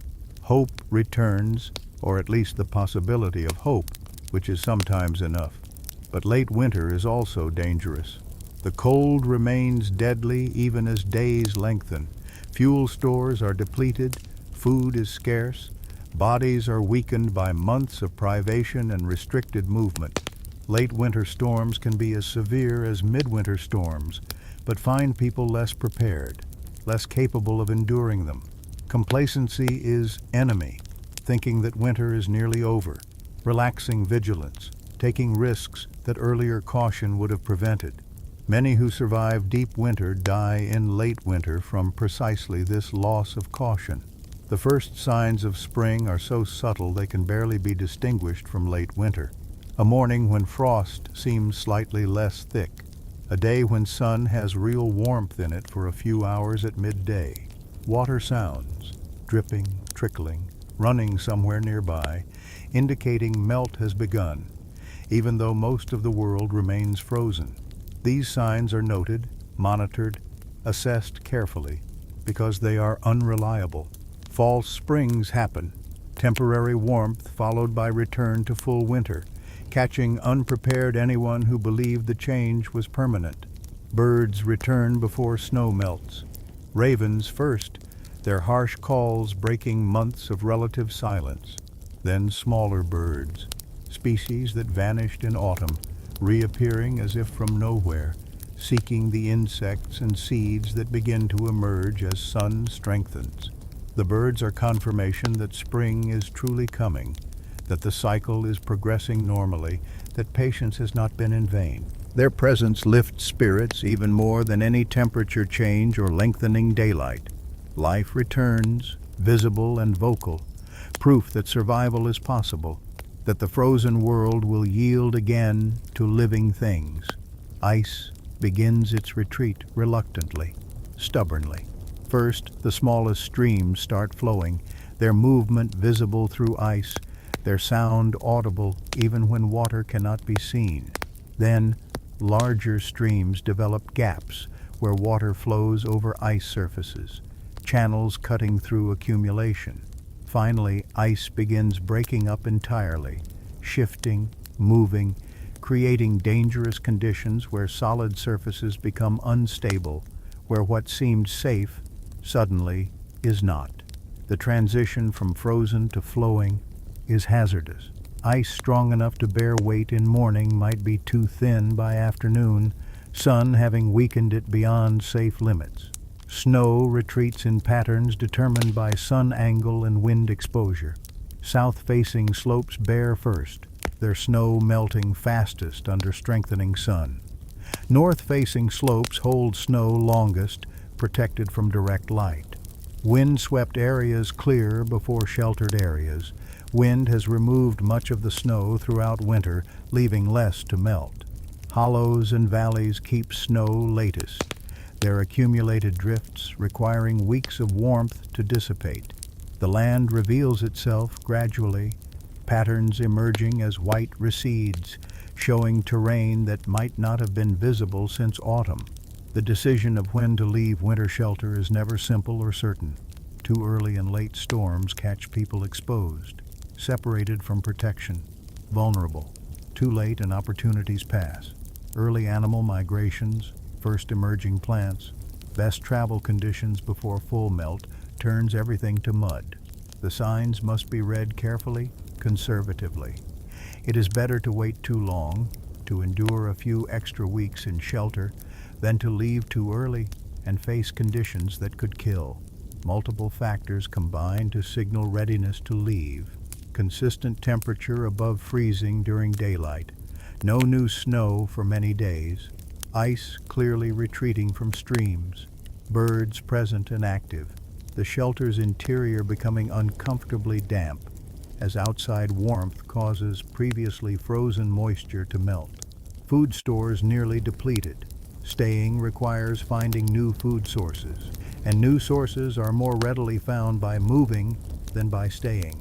Energy returning to bodies that have been barely enduring, making travel possible again. The desire to move, to see new places, to escape the confinement that has been necessary but is now becoming intolerable. Preparation for departure is careful and methodical. Tools are gathered, organized, packed for carrying. Hides still useful are rolled, tied, made ready for transport. Food, what little remains, is consolidated. Fire is allowed to die. The hearth that has burned constantly through months of winter finally going cold. The space that has been home, has been shelter, has been the boundary between survival and death, is returned to the land. Some things are left.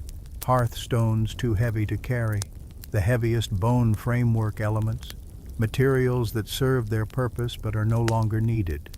The shelter remains standing, mostly, as people depart. It might be used again next winter by the same group or by others.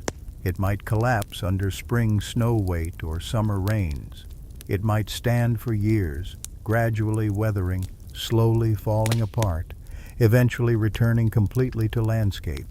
But for now it stands, marking where people survived winter, where knowledge and effort created protection from impossible cold, where the battle between human determination and natural forces was fought and won, barely, for another season. Leaving the shelter feels strange, disorienting. Emerging into open space after months of confinement, the world seems enormous, overwhelming. Light is too bright, reflecting off remaining snow, hurting eyes that have adapted to firelight and dimness. Distances are impossible to judge after months when the farthest visible point was a shelter wall 10 feet away. Movement is difficult. Muscles weakened by inactivity, joints stiff from months of minimal use, the body having survived winter, but not without cost. The first days outside are trials, even though the worst of winter is past. The body must relearn movement, must rebuild strength, must adapt again to covering distance, to carrying loads, to all the physical demands that shelter living made unnecessary.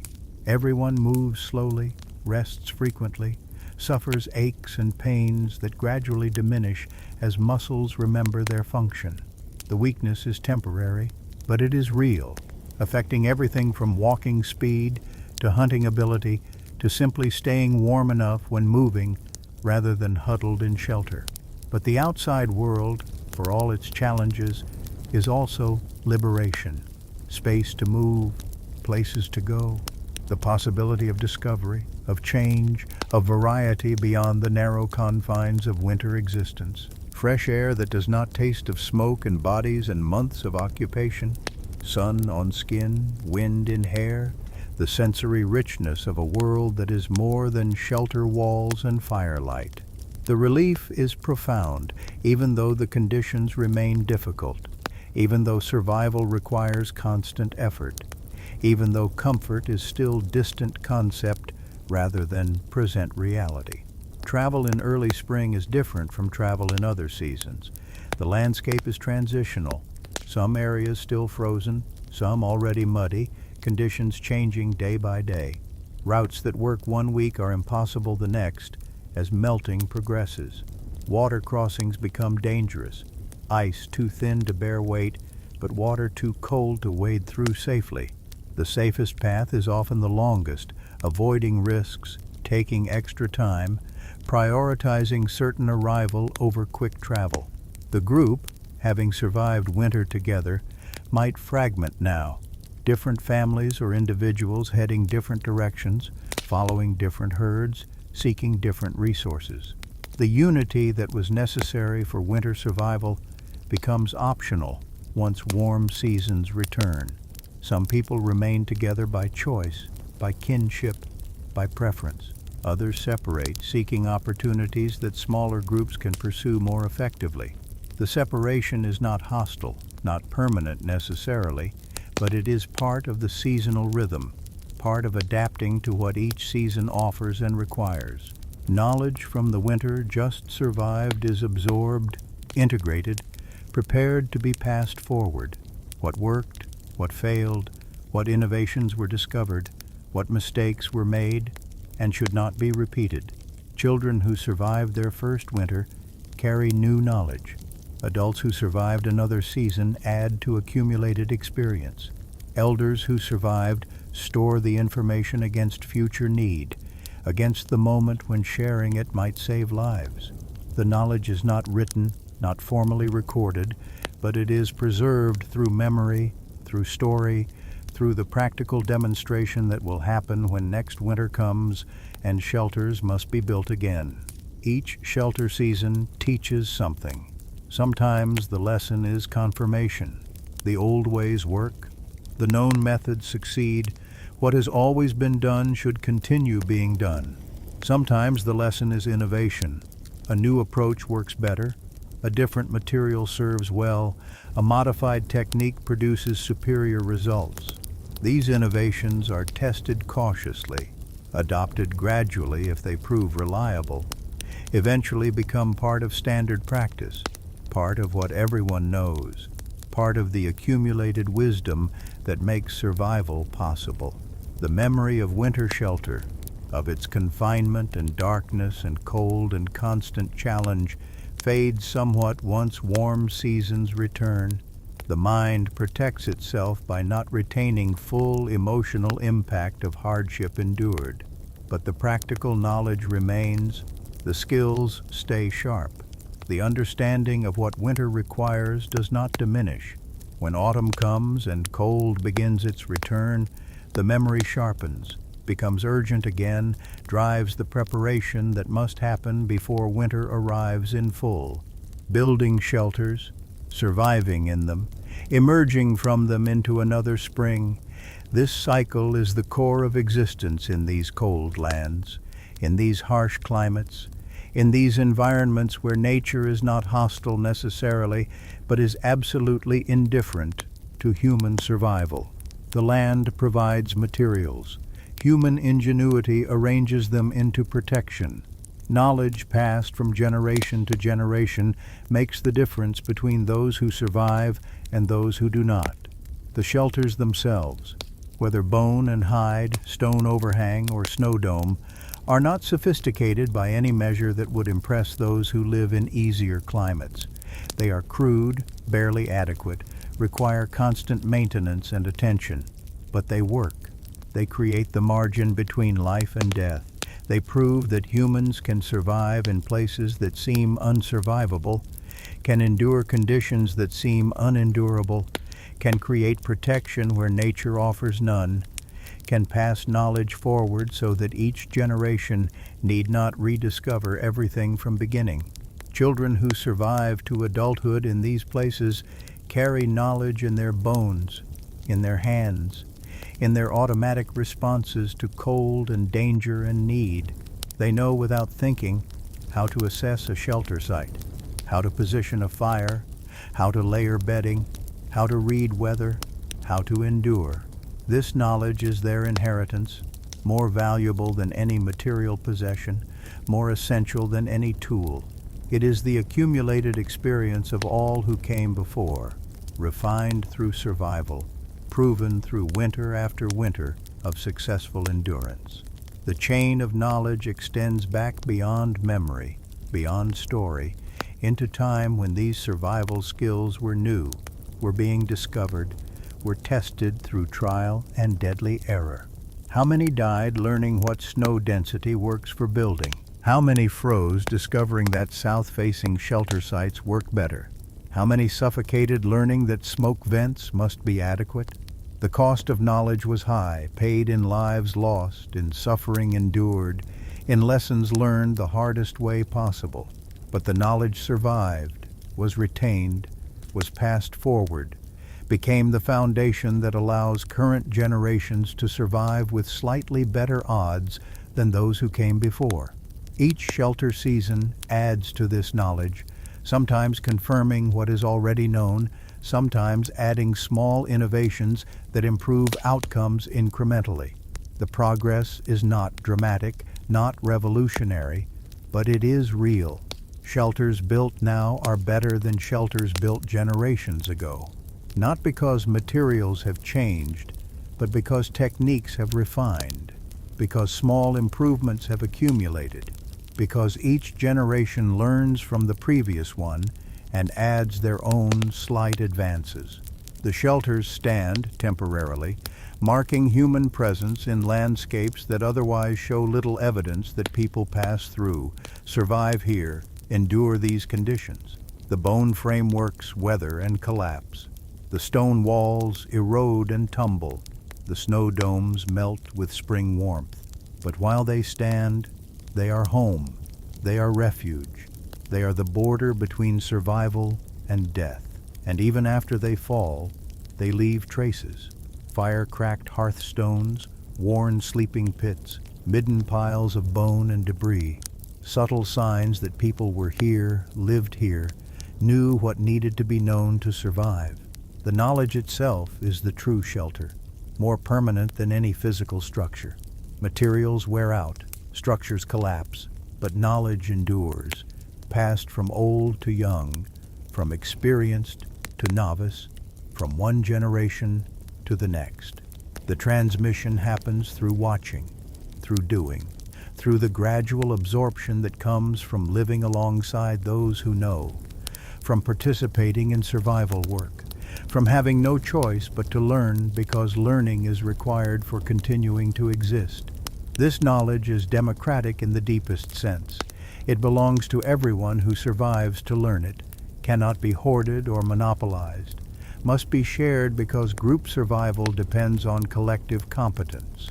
A person who knows how to build shelter but keeps that knowledge private dooms not just themselves but everyone around them.